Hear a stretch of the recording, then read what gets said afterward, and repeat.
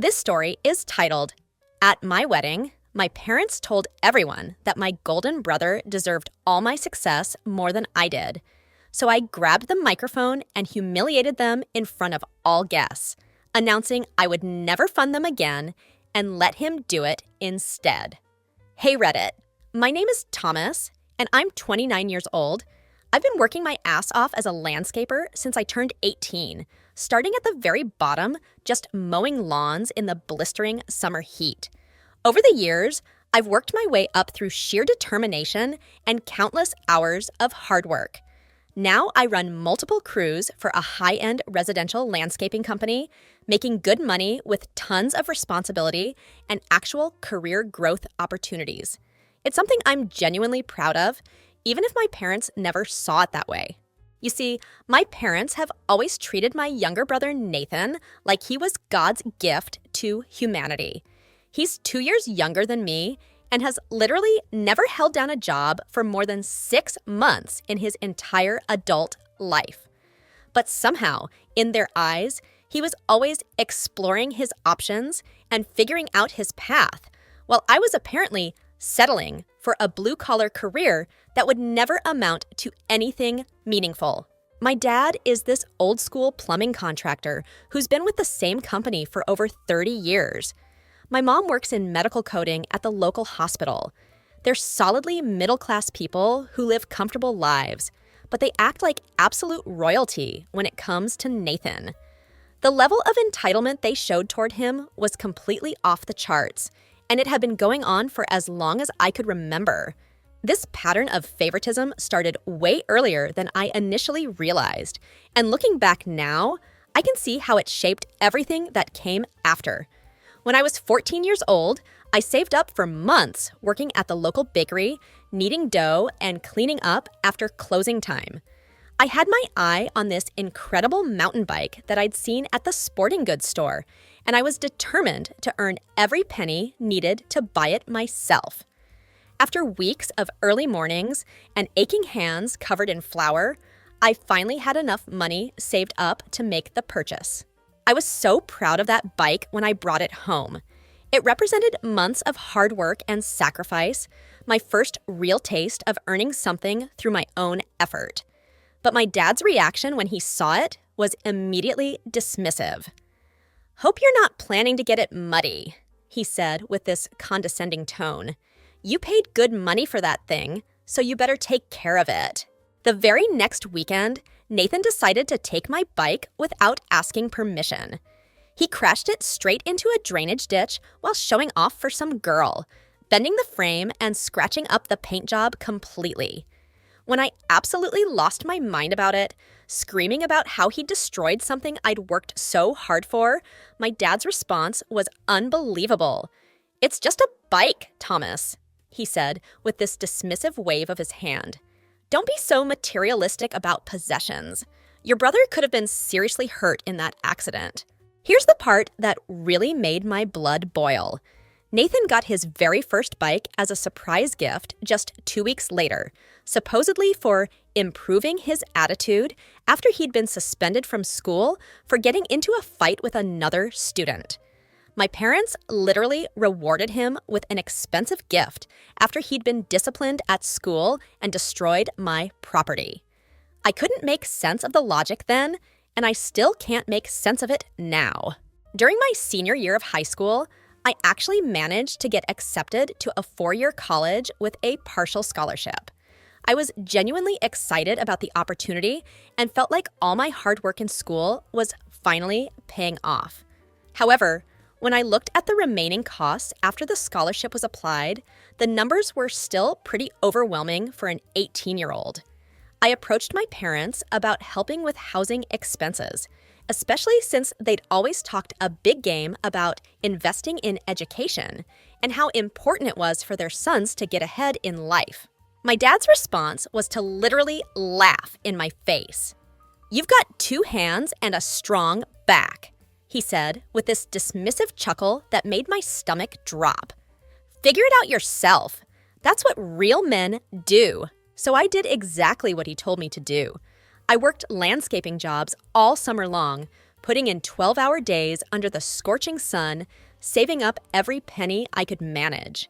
But when I crunched the numbers realistically, I ultimately decided that community college while working full-time made the most practical financial sense.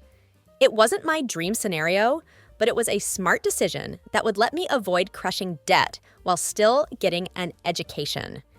My parents' reaction to this practical choice was to act like I'd just announced I was joining some kind of cult.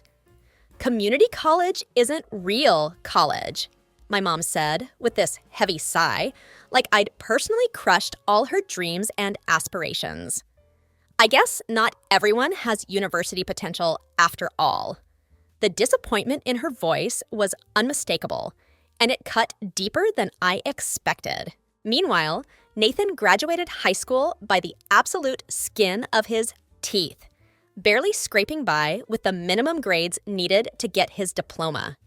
His grand plan for the future? Taking what he called a gap year, which was really just code for playing video games in our basement and working maybe 15 hours a week at some dead-end job at the mall.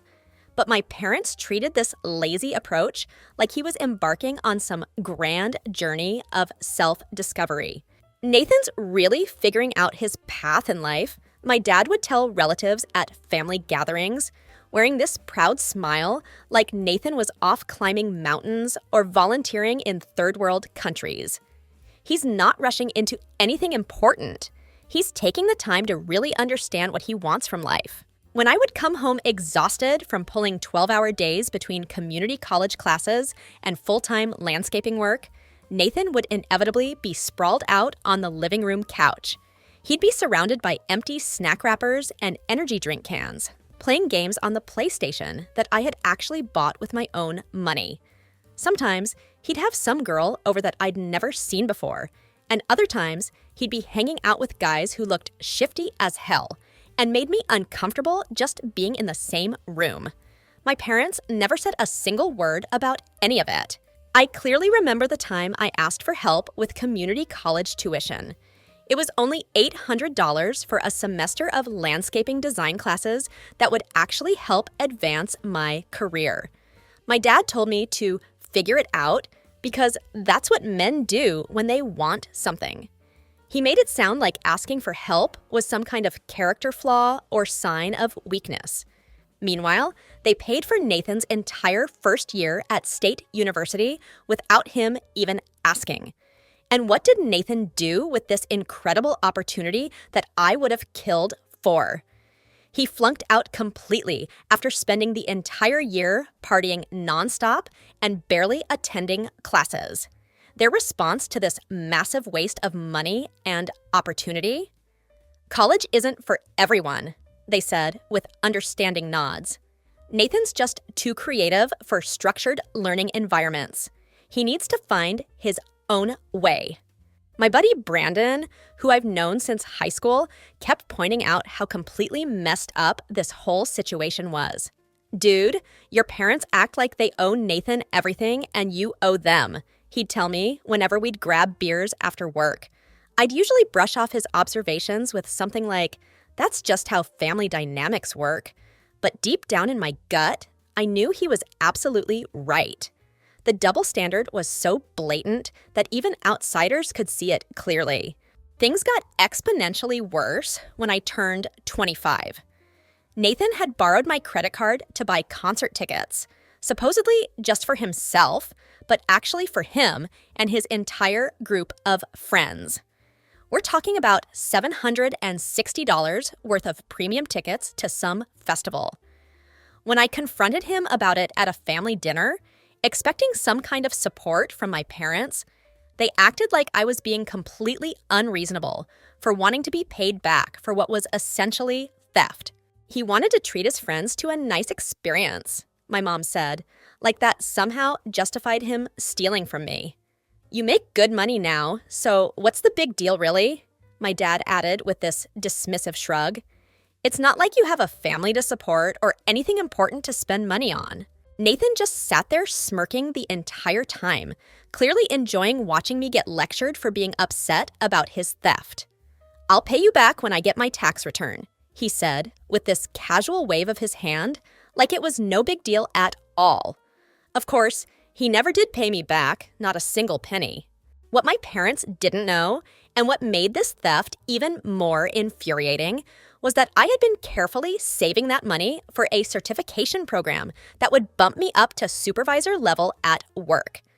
That $760 represented months of careful budgeting and sacrifice, and losing it meant delaying my career advancement by almost 6 months. When I finally did manage to get certified, paying completely out of pocket by picking up extra weekend shifts and working overtime whenever possible, my parents didn't even acknowledge the achievement. They never congratulated me, never asked about the program, never showed any interest in my professional growth whatsoever. Nathan, however, got a "Congratulations on your new beginning" card with $200 cash inside when he managed to get hired as a bartender at some dive bar downtown. He quit that job exactly 3 weeks later because he said the hours were cramping his social life. When I got my first promotion to crew leader at 24 years old, I decided to have a small celebration at this local pizza place that had a nice back room. It wasn't anything fancy, just a chance to mark what felt like a significant milestone in my career.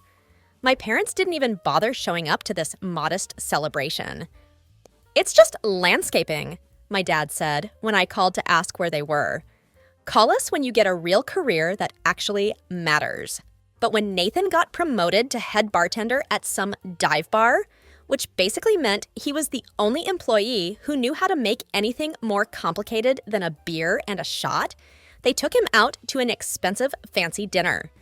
They even posted all over Facebook about how proud they were of their son's achievement, which was particularly shocking because they weren't even active on social media normally. The difference in treatment was so stark, it was almost comical. My mom would share every single one of Nathan's Instagram posts, no matter how ridiculous or inappropriate they were. I remember one post that she shared with the caption, "My handsome boy enjoying his weekend," was literally just Nathan flexing shirtless in a club bathroom mirror, looking completely wasted. Meanwhile, when I posted photos of a major landscaping project that I had designed and managed for a local business park, complete with elaborate water features and custom stonework that had taken months to plan and execute, there was nothing. No likes, no shares, no comments, complete radio silence from my parents. It was like my professional accomplishments simply didn't exist in their world. For my 27th birthday, my mom sent me a $25 gift card to Chili's in the mail. No card, no note, just the gift card in a plain envelope. It felt like an afterthought, something she'd grabbed at the grocery store checkout line. But for Nathan's 25th birthday, they surprised him with an entire weekend trip to Las Vegas, complete with $500 in spending money for gambling and entertainment. When I pointed out this ridiculous disparity in treatment, my mom's explanation was that Nathan needed a break after his recent breakup. He had been dating that particular girl for exactly 2 months. Speaking of girlfriends, my parents seemed to make it their personal mission to sabotage every relationship I ever tried to build. When I brought home my college girlfriend, Tina, who was studying to become a teacher, my mom spent the entire dinner making passive-aggressive comments about how some women just aren't nurturing enough to make good wives. She kept asking Tina pointed questions about whether she planned to keep working after having children, and made it clear that she thought career-focused women were somehow deficient. When I started dating Jessica, who worked as a dental hygienist and was one of the kindest, most genuine people I'd ever met, my dad kept making uncomfortable comments about how she probably just wanted a provider. He actually had the audacity to ask her directly, right to her face at the dinner table, if she was the gold-digging type who was just looking for a man to support her. Jessica was mortified, and I was furious. but my parents acted like his behavior was completely normal. When I started dating Maya, who turned out to be an absolutely incredible woman, things got even worse. Maya is this smoking hot environmental science teacher who actually respected and understood my work in landscaping. She saw the artistry and skill involved in what I do, and she genuinely appreciated my dedication to my career. For the first time in my life, I was with someone who made me feel valued and supported. The first time I brought Maya to a family dinner, Nathan couldn't handle seeing me with someone so amazing. He spent the entire evening trying to flirt with her right in front of me, telling her that I was still hung up on my ex-girlfriend, which was a complete lie. He kept making comments about how she could do better than a dirt guy and suggesting that she should give him a chance instead. His behavior was absolutely disgusting and completely inappropriate. My parents' reaction to Nathan hitting on my girlfriend right in front of me, they laughed it off like it was some kind of charming joke. "Nathan's always been such a charmer with the ladies," my mom said with this proud smile, while my dad nodded approvingly like his son hitting on his brother's girlfriend was some kind of achievement to be celebrated. Maya was absolutely furious during the car ride home, and I couldn't blame her one bit. "Your brother is a total creep, and your parents just enable every bit of it," she said, her voice shaking with anger. I've never experienced anything like that in my life. I couldn't even argue with her assessment because she was completely right. This pattern continued relentlessly for years and years. Nathan would screw up spectacularly. My parents would rush to bail him out and make excuses for his behavior. I would achieve something meaningful or reach a new milestone, and they would either minimize it completely or ignore it altogether. It was like living in some bizarre parallel universe where the fundamental rules of cause and effect were completely different depending on which son you happened to be. The real breaking point with Nathan came when I had finally saved up enough money for my first newish vehicle. After months and months of working overtime and carefully budgeting every penny, I was able to afford a Toyota Tacoma that was only 3 years old with low mileage. It wasn't anything super fancy or extravagant, but it was a massive step up from the beat-up old cars I'd been driving since high school. I was incredibly proud of that truck because it represented the first time in my adult life that I'd been able to buy something genuinely nice without asking anyone for help or going into debt. I was at my parents' house for one of those obligatory Sunday dinners that I still attended back then, desperately trying to keep some semblance of peace in the family. Nathan showed up already half drunk, reeking of alcohol, and clearly in one of his obnoxious moods. I noticed him eyeing my truck through the window and making snide comments about how it was probably compensating for something, and asking if I was trying to impress the ladies with my big truck. After dinner, I stepped outside for a quick smoke break, and when I came back inside, my truck was completely gone. My keys weren't sitting by the front door where I'd left them anymore. I spent the next 2 hours frantically calling and texting Nathan with absolutely no response whatsoever. I was about ready to call the police and report it stolen when this complete asshole finally pulled up with music blasting so loud the neighbors probably called in noise complaints. There were empty energy drink cans rolling around inside the cab, and I could immediately see a huge scratch running down the entire driver's side and a badly dented rear bumper. "Borrowed your ride to pick up Jackie?" Nathan slurred as he stumbled out of my truck, throwing my keys at me like I was some kind of valet. She wanted to see if the back seat was as roomy as it looks. Then he just laughed like the whole thing was some hilarious joke and staggered inside like nothing had happened. What my parents didn't see, and what made this violation even more infuriating, was that I had spent the previous weekend meticulously detailing that truck myself.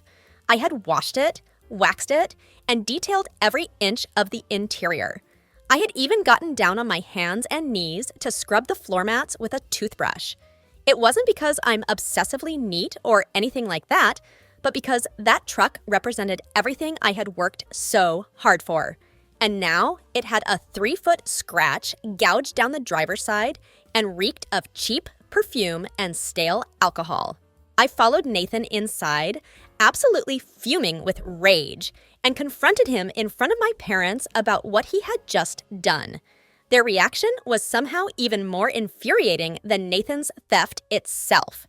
My dad looked at the damage, shrugged, and said, "Don't be so dramatic, Thomas. It's just a scratch. These things happen." "Family shares things," my mom chimed in with this sanctimonious tone. "I'm sure Nathan will help pay for the repairs. Won't you, Nathan?"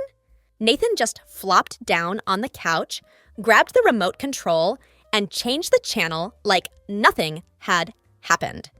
"It's already got scratches on it," he said, without even looking at me. "You're probably just trying to scam me into paying for your own crappy driving. Besides, what's the big deal? It's just a stupid truck. Not like you've got anything better to spend money on anyway." I completely lost it at that point. "He took my truck without permission," I said, my voice rising with each word. "That's theft. He damaged it while driving under the influence. That's a crime. And you're both sitting here defending him like I'm the one who did something wrong." My dad stood up and got right in my face with this aggressive posture I'd seen him use on construction sites. "Don't you dare use that tone of voice in my house," he said through gritted teeth. "Nathan made a mistake, and you need to calm down right now." "A mistake?" I shot back. "He stole my truck, he damaged my property while he was drunk, and you're acting like I'm the problem for being upset about it." That's when my mom started crying, which was her go-to manipulation tactic whenever she was losing an argument. "Why are you always so hard on your brother?" she sobbed. "He's going through a really tough time right now, and you're being so cruel to him." "He's always going through a tough time," I replied, my voice dripping with sarcasm, "and I'm always expected to just deal with whatever he does to me." Nathan, still sprawled on the couch like he owned the place, just smirked at me. "Not my fault you're so uptight, bro. It's just a truck.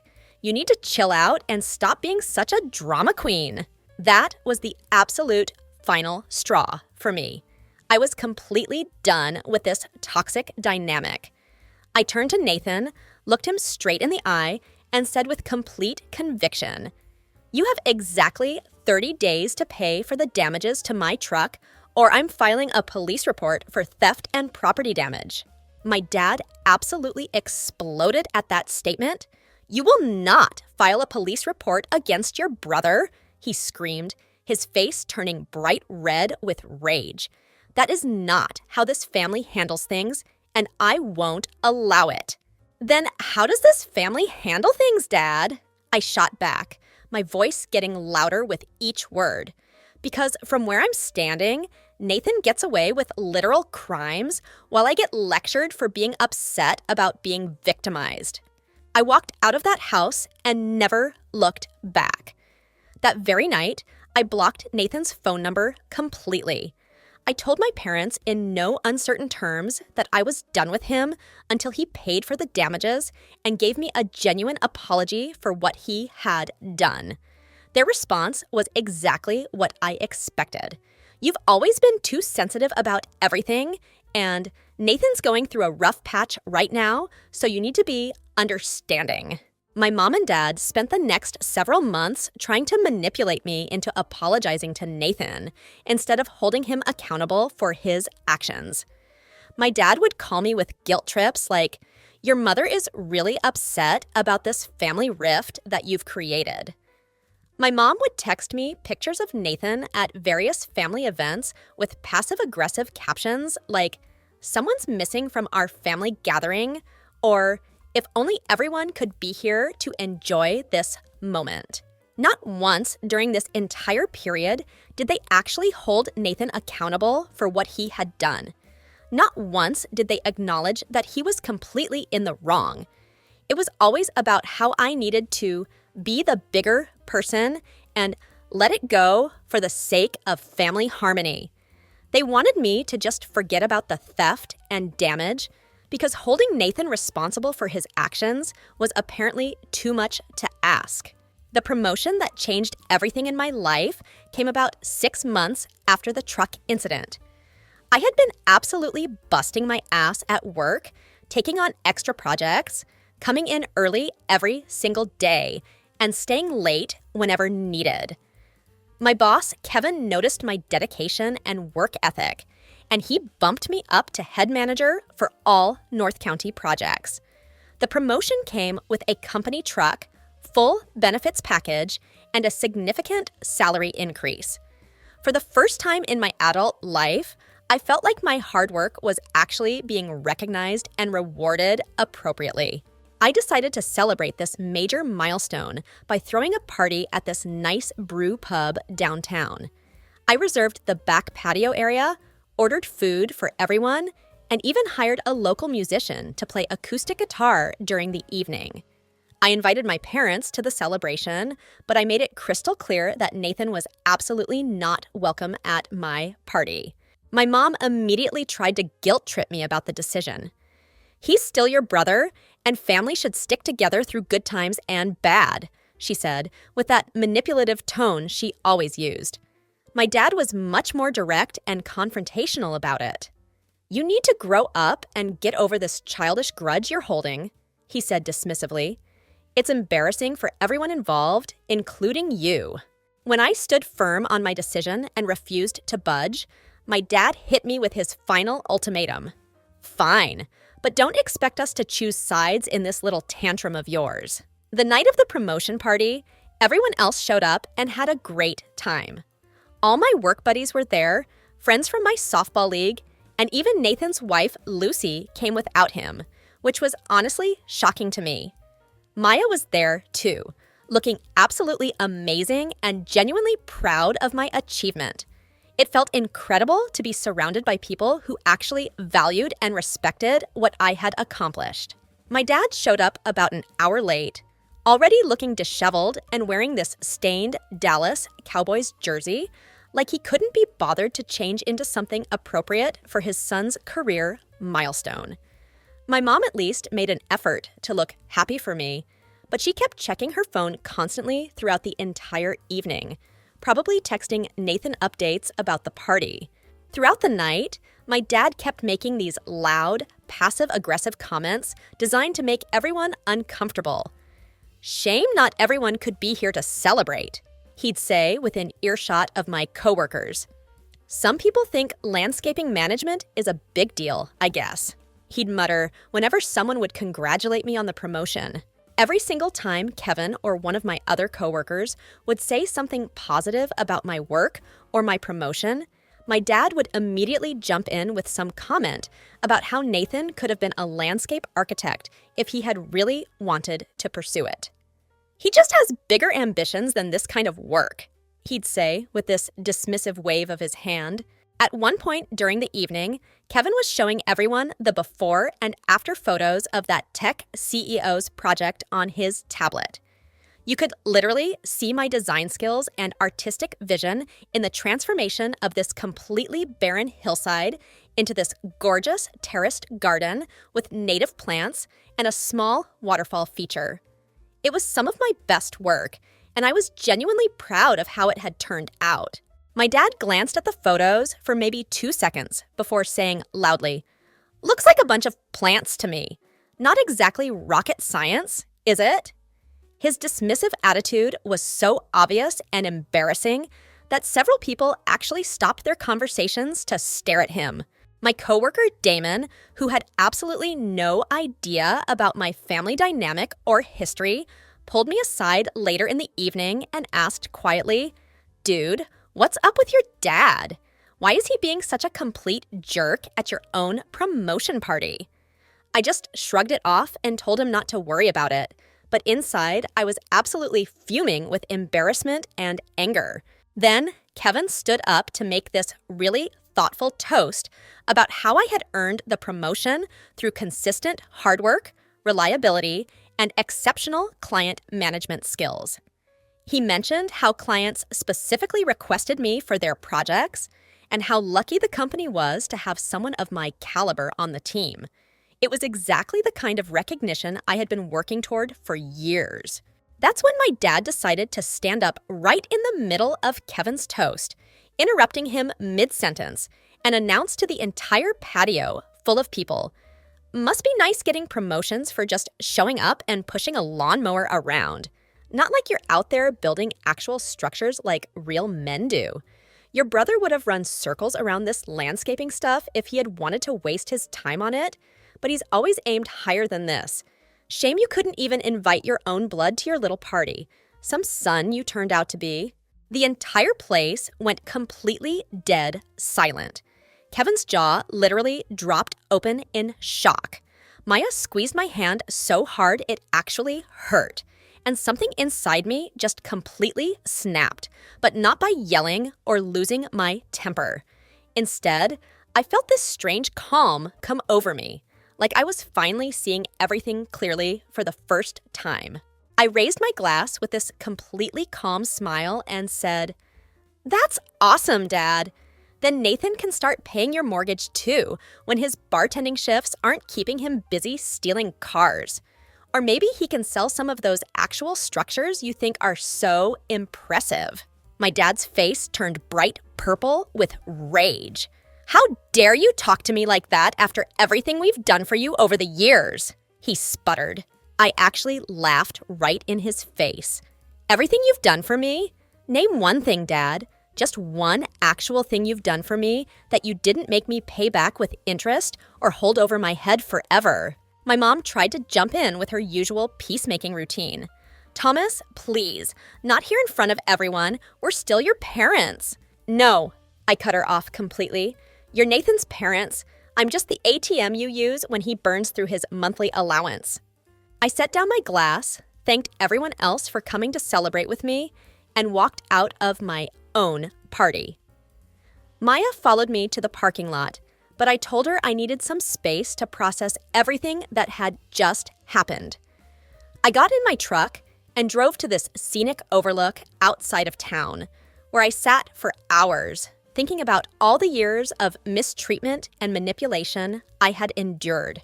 What made the whole situation even worse was the realization that I wasn't even angry anymore. I was just completely done with all of it. It was like someone had flipped a switch inside my brain, and all my feelings about my family had just disappeared into this strange, peaceful emptiness. I felt like I was finally seeing the situation clearly for the first time in my adult life. That night, sitting alone at the Overlook, I made the decision that I was completely done being the family punching bag. I was tired of being treated like I didn't matter while Nathan got away with literal crimes.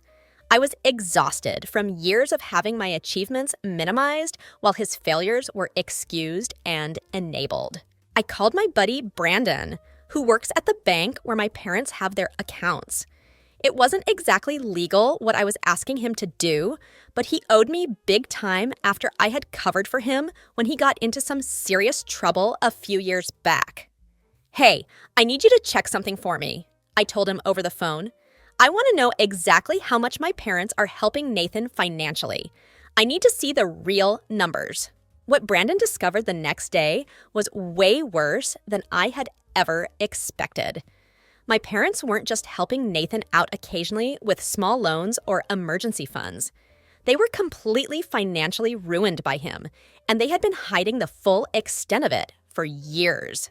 Brandon texted me the details, and I couldn't believe what I was reading. "Dude, it's way worse than you think," his message said. "They've been paying his entire rent every single month. That's $1,850. His car payment is another $430 monthly. They're covering his credit card minimum payments, which run about $600 every month. And get this, they're co-signers on a personal loan he took out 3 months ago for $25,000, and they're making the minimum payments on that too. Their bank accounts are getting completely drained every single month." That information was all I needed to hear. I still had access to my parents' email account from when I had set up their computer a few years earlier, so I logged in to get a fuller picture of their financial situation. What I found was even more disturbing than Brandon's banking information had revealed. I discovered that they had been struggling with their own finances for months. My dad's construction company was downsizing due to the economic climate, and he was genuinely worried about getting laid off. They were actually behind on their own mortgage payments because they were prioritizing Nathan's expenses over their own basic needs. I also found emails from multiple credit card companies showing that they had maxed out 3 different cards, paying for Nathan's various emergencies. One charge was for $3,000 at some fancy hotel, where Nathan had apparently thrown an elaborate birthday party for himself and his friends. Another was for $1,800 at an electronics store where he had bought himself a complete gaming setup with multiple monitors and high-end equipment. All of this excessive spending was happening while my parents were literally skipping their own mortgage payments to keep Nathan afloat. So I decided to make my move, the ultimate clean break from this toxic family dynamic. I spent the next week completely ghosting their phone calls while I methodically set everything up for my disappearance. I found a new apartment about an hour away in a complex with excellent security features and gave notice at my old place. I explained the family situation to Kevin at work so he would understand why I needed to keep my new address completely private and confidential. But before I completely disappeared from their lives, I decided to make a few strategic moves that would give them a taste of the consequences they had been avoiding for years. I forwarded those credit card emails directly to both of my parents with a simple message attached: "Hope the golden child was worth bankrupting yourselves." Then I sent an anonymous tip to my dad's construction company about how he had been taking materials from job sites for personal projects around the house. This wasn't something I made up or exaggerated. It was actual behavior he had bragged about for years at family dinners, showing off how he could beat the system and get free supplies. It wasn't enough to get him fired outright, but it was definitely enough to make sure he would be on the very first list when the company started making layoffs. Was it petty? Maybe. But after 29 years of watching him break rules while holding me to impossible standards, it felt like pure karma. After that, I changed my phone number completely, deleted all my social media accounts, got a P.O. box for all my mail, and essentially vanished from their lives without any warning or explanation. The first month of complete radio silence from my family was honestly pretty weird. I kept expecting to feel guilty about cutting them off so abruptly, or to cave and call them to try to work things out, but that feeling of regret never actually came. Instead, I felt this huge weight lift off my shoulders that I hadn't even realized I'd been carrying around. For the first time in my adult life, I wasn't constantly bracing myself for the next family drama, the next unfavorable comparison to Nathan, or the next request for help that would be taken completely for granted. I threw myself completely into my work with a renewed focus and energy that surprised even me. Kevin was genuinely impressed with my dedication and results, and within just 3 months, I was exceeding all my performance targets by significant margins. The company was so pleased with my work that they gave me a substantial bonus, which was incredible because for the first time in years, I actually got to keep the money instead of lending it to Nathan or helping my parents with some manufactured emergency. My new apartment was smaller than my previous place, but it was in a much better neighborhood with actual amenities and security. I furnished it exactly how I wanted it, with no secondhand furniture, no hand-me-downs, and no compromises. Everything I picked out was chosen by me, for me, and it felt like a genuine fresh start in every possible way. The very first thing I bought for the new place was this incredible leather couch that I had been admiring for years, but could never justify spending the money on. Every time I had saved up enough to afford it, Nathan would inevitably need another loan, or my parents would have some crisis that required my financial assistance. Now I could finally buy something nice for myself without feeling guilty about it. I set up a proper home office with a real desk instead of the folding table I had been using for years. I hung art on the walls that I actually liked and enjoyed looking at, instead of the garage sale prints my mom had always given me to make the place look more homey. Every single thing in that apartment was there because I chose it and wanted it there. Maya and I decided to take a break from our relationship for a while. She was completely supportive of my decision to cut off my family, but she needed some time to process the fact that I had essentially erased my entire family from my life in one dramatic move. I thought that was totally fair, and we stayed in touch through coffee dates every couple of weeks and regular texting.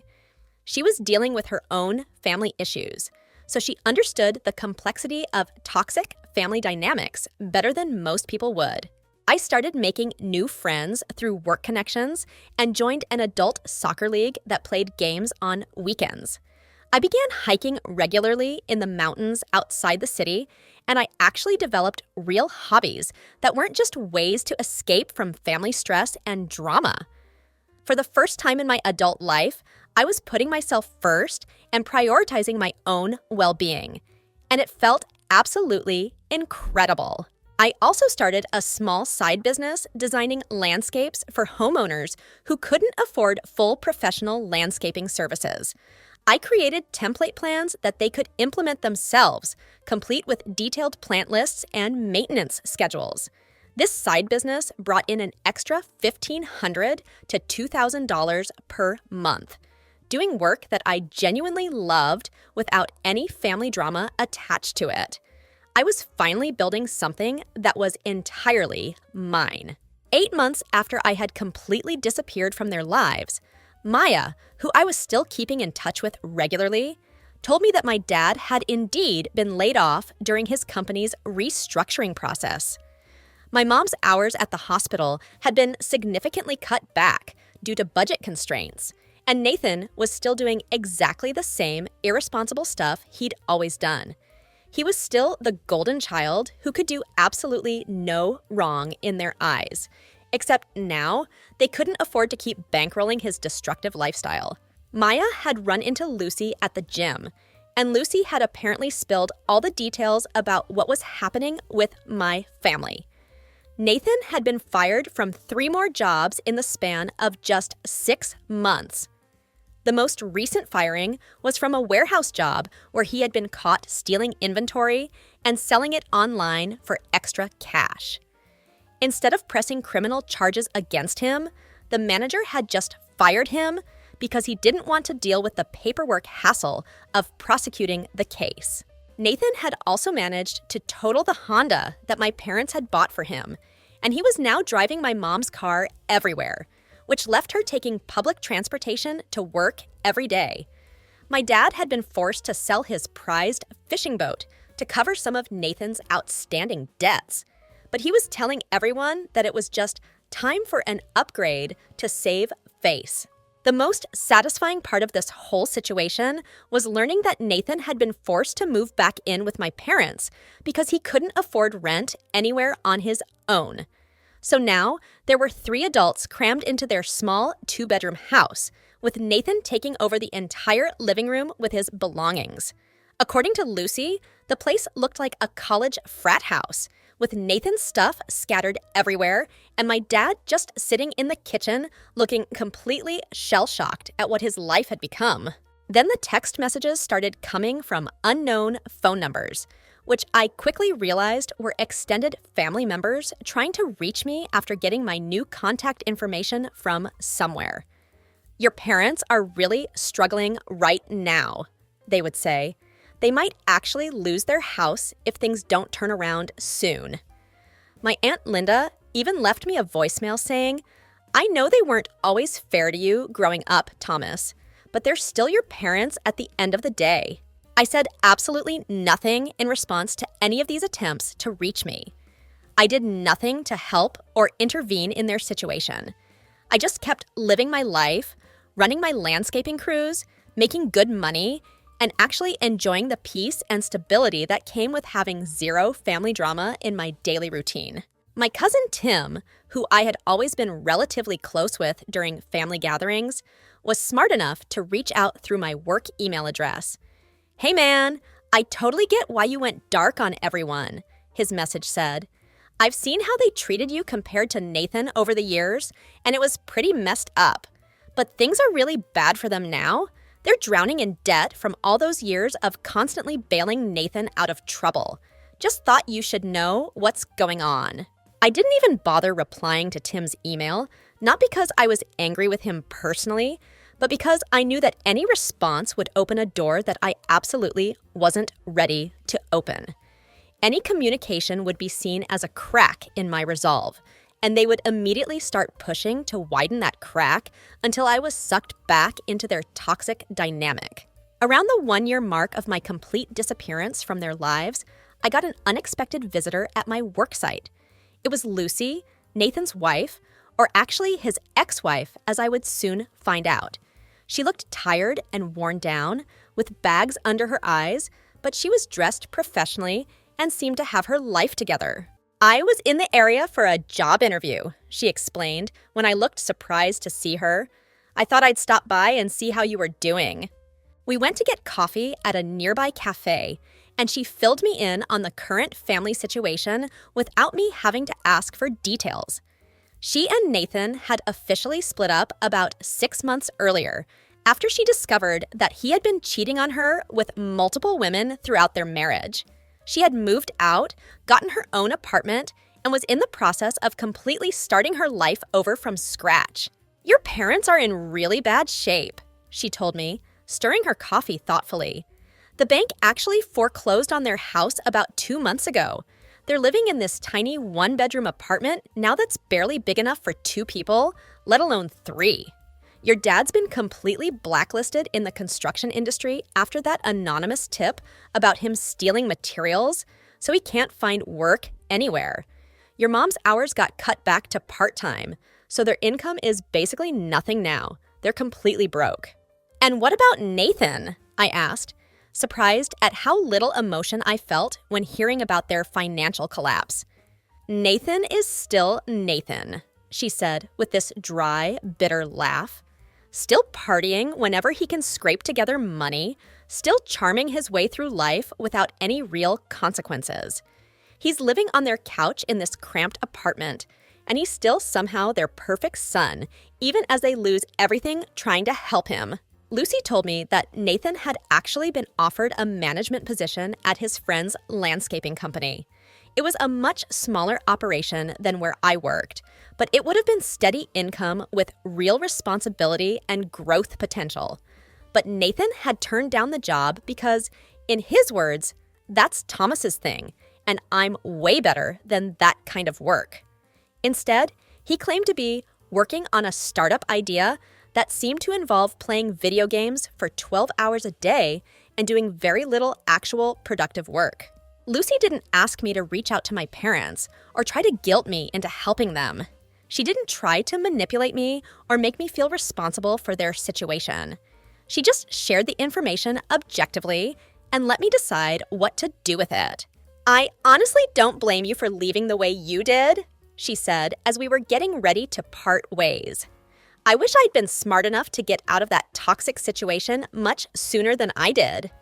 A year and 3 months after I had completely disappeared from their lives, there was a knock at my door on a Sunday morning. I checked the security camera that I had installed specifically for situations like this, and I could see Nathan standing outside looking absolutely terrible. He was unshaven with dark bags under his eyes, wearing cheap clothes that hung off him like he had lost a significant amount of weight. I seriously considered not answering the door at all, but my curiosity got the better of me. "How did you find me?" I asked through the barely cracked open door, definitely not inviting him inside my apartment. "Maya told Mom where you work now," he admitted, which immediately made me angry at the breach of trust. "It took me 3 weeks of watching the parking lot after work to follow you home." The fact that he had essentially stalked me was both pathetic and genuinely creepy. "Can I come in?" he asked hopefully. I stood firmly in the doorway, completely blocking the entrance to my apartment. "Why would I let you in after you literally stalked me to find out where I live?" "Mom and Dad lost the house," Nathan blurted out desperately. "The bank foreclosed on it last month. They're living in this crappy one-bedroom apartment now that's barely big enough for both of them.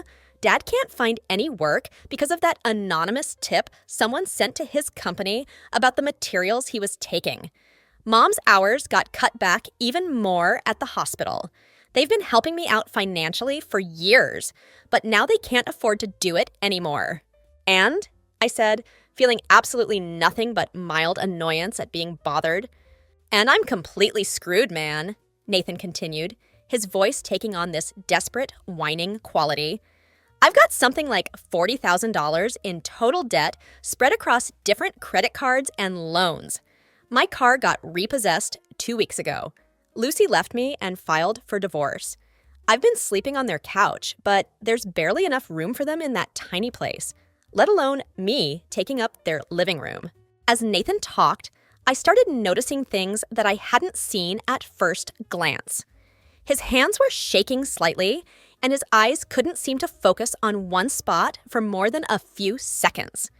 He had this weird, jittery, nervous energy that reminded me of people I'd seen who hadn't slept properly in days. These were classic signs of substance abuse that I'd witnessed plenty of times in my line of work. "I'm still waiting for the part where any of this becomes my problem," I said with complete indifference. Nathan's face immediately got red with frustration and anger. "Look, I know I messed up in the past, okay? I'll admit that. I was jealous of you because you always had your stuff together, and I didn't know what I was doing with my life. But they're going to end up homeless soon if they keep trying to help me out.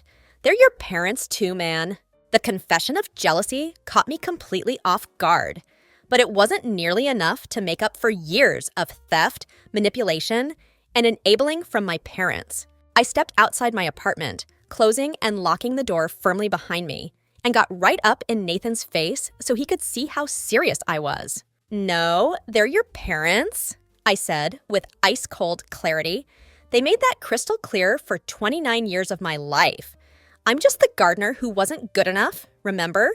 I'm the ATM they used when their precious golden child burned through his monthly allowance."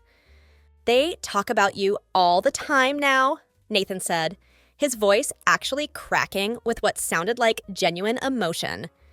"Dad says he was wrong about everything. Mom cries constantly about how she should have stood up for you more over the years. How amazing that they only realized that when the gravy train finally stopped running," I replied with bitter sarcasm. "Tell them I said congratulations on the sudden self-awareness. Better late than never, right? So you really won't help them at all? After all those years, they supported you growing up?" Nathan's voice had that familiar entitled edge creeping back into it, which reminded me exactly why I had cut them off in the first place. I actually laughed right in his face. "Supported me? When exactly was that, Nathan? When they made me pay back every single cent I ever borrowed with interest? When they showed up at my promotion party just to publicly trash my career in front of my coworkers? When they defended you for stealing and damaging my truck? They need $15,000 to avoid getting evicted from the new apartment and to get caught up on their bills," Nathan said, clearly hoping I would cave and write them a check. As he was talking, I noticed a fresh tattoo peeking out from under his sleeve that looked professionally done and expensive. His shoes were cheaper than usual, but he was still wearing the same $400 watch he'd always had. It was typical Nathan behavior, still finding money for the things he wanted while begging other people to pay for the things he needed. "Get off my property before I call the police," I said with complete calm. "And don't ever come back here again." As Nathan walked away with his shoulders slumped in defeat, part of me wondered if I should feel something. Pity, satisfaction, anger, anything at all. But there was just this peaceful emptiness inside me, like I had finally set down a tremendously heavy weight that I had been carrying around my entire adult life. 2 weeks after Nathan's pathetic visit to my apartment, I received an email at my work address from my mom with the subject line, "We're sorry." The timing wasn't coincidental. They had clearly sent Nathan to test the waters, and when that failed miserably, they decided to try a different approach. The email was incredibly long, stretching on for pages and pages of explanations about how they had finally realized too late how unfairly they had treated me throughout my life. They wrote about how watching Nathan spiral completely out of control without their financial support had somehow opened their eyes to the fact that they had been enabling his destructive behavior for years. They mentioned that my dad had been diagnosed with clinical depression after losing his job and watching their family fall apart, and how they were facing eviction from their tiny apartment with absolutely nowhere else to go. The email was filled with what seemed like convenient new realizations about their past behavior. They claimed they had always secretly admired my incredible work ethic, but somehow didn't know how to properly show their appreciation. They wrote about being blinded by Nathan's superficial charm and charisma, and how they now understood that their completely different parenting styles had actually been harmful double standards that damaged both of their sons. There were lines scattered throughout the email that might have moved me emotionally at one point in my life. "We realize now that we took your natural strength and reliability for granted while we coddled Nathan's obvious weaknesses," one section read. "Your father can't sleep at night thinking about how he dismissed and belittled your career when you've created such a successful and meaningful life for yourself." At the very end of this lengthy emotional manipulation, there was the direct financial ask that I had been expecting from the beginning. "We desperately need $15,000 to keep our apartment and get back on our feet financially," the email stated.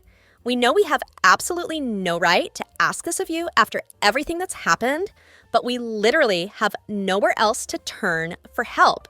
Nathan told us about your new place and how well you're doing now. Please, Thomas, we're still your parents and we love you." Here's the thing that made this whole situation even more frustrating. I actually was doing very well financially at this point. The promotion had nearly doubled my annual salary, I had built up a solid emergency fund, and my investments were starting to grow steadily. I absolutely could have written them a check for $15,000 without it significantly hurting my financial position or lifestyle. But I remembered with crystal clarity all those years of being treated like I didn't matter as a person. I remembered watching them bail Nathan out over and over again while I struggled completely on my own with no support. I remembered the look of disgust on my dad's face at my promotion party when he talked about my career like it was something shameful. I remembered every single time they had made me feel worthless and unimportant. So instead of responding emotionally, I decided to handle this situation exactly like the business transaction they had turned our family relationship into. I sent them a formal letter through my lawyer's office outlining my terms. I am prepared to provide financial assistance under the following non-negotiable conditions, the letter began. First, I will pay $15,000 directly to your landlord and creditors, not to you personally. Second, you will both sign a formal loan agreement with 8% annual interest, which are the exact same terms Dad gave me for my truck repair loan, with payments to begin in 6 months. Third, Nathan will check himself into a 90-day rehabilitation program for his obvious substance abuse issues, with proof of successful completion required. Fourth, you will both attend a minimum of 6 sessions of professional financial counseling, with proof of completion required. Fifth, you will sign a legal agreement stating that you will not contact me outside of loan repayment matters for a period of no less than 2 years. These terms are final and completely non-negotiable. My mom called my lawyer's office crying hysterically, begging him to convince me to just help family without all these cold, heartless conditions. She kept saying that families should help each other unconditionally without contracts and legal paperwork. My dad left an angry voicemail on the law office phone saying, "Real men don't treat their own parents like business clients. This is disgusting and shameful behavior." I didn't respond to either of their emotional outbursts. I just waited patiently to see what they would ultimately decide to do when faced with the reality of their situation.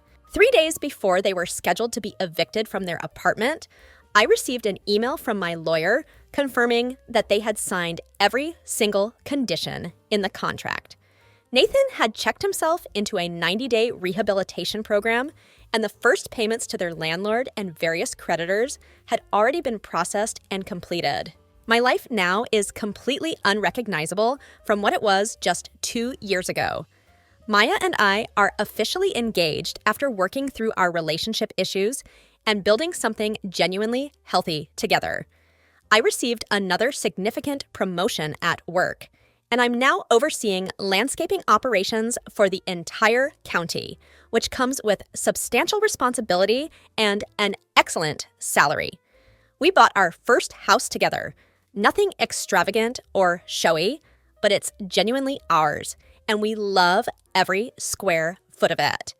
We also have a dog named Rex, who absolutely loves riding in my truck, which I still own and take meticulous care of as a symbol of everything I've worked to achieve.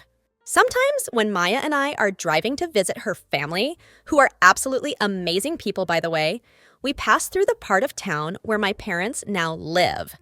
Her dad actually asks me detailed questions about my work and seems genuinely interested in my projects and career growth, which is something I never experienced growing up.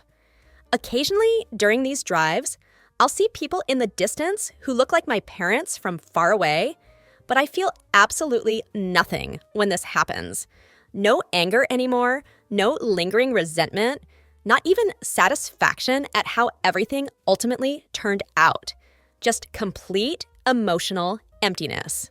After spending my entire childhood and early adulthood being made to feel like nothing by the people who were supposed to love and support me unconditionally, that peaceful emptiness actually feels like the biggest victory of my entire life. I've built a successful career, a loving relationship, and a stable life completely on my own terms, without any of their manipulation, guilt trips, or toxic family dynamics. The loan payments from my parents arrive promptly every month, processed automatically through the bank, just like any other business transaction. I never hear from them directly, which is exactly how I want it. Nathan completed his rehabilitation program, though I have no idea whether he's actually sober or just going through the motions to fulfill the contract requirements. Honestly, I don't particularly care either way because his choices and consequences are no longer my problem to worry about. I've learned that sometimes the most loving thing you can do for yourself is to completely walk away from people who consistently treat you badly, even when those people happen to be your biological family. I spent 29 years trying to earn their approval and recognition, and I wasted so much emotional energy hoping they would eventually see my worth and treat me fairly. The moment I stopped caring about their opinion of me and started prioritizing my own well-being was the moment my real life actually began. I have genuine friends who respect and value me, a career I'm passionate about, a woman who loves and supports me, and a future that I'm building exactly how I want it to be. For anyone reading this who might be dealing with similar family dynamics, I want you to know that you don't owe toxic people access to your life just because you share DNA with them. Sometimes the healthiest choice is to save yourself and let them figure out their own problems. You deserve to be treated with basic respect and consideration, and if your family can't provide that, it's perfectly acceptable to find people who can. I sleep peacefully every night knowing that I finally put myself first, and I've never once regretted that decision. TLDR. Parents favored my irresponsible brother his entire life while treating me like garbage despite my success. After years of theft, manipulation, and public humiliation, I cut them off completely. When they faced financial ruin from enabling my brother, I helped them only under strict legal conditions that treated our relationship like the business transaction they had made it. Now I'm engaged, successful, and happier than I've ever been. What do you think? Have any of you dealt with similar family favoritism? How did you handle it?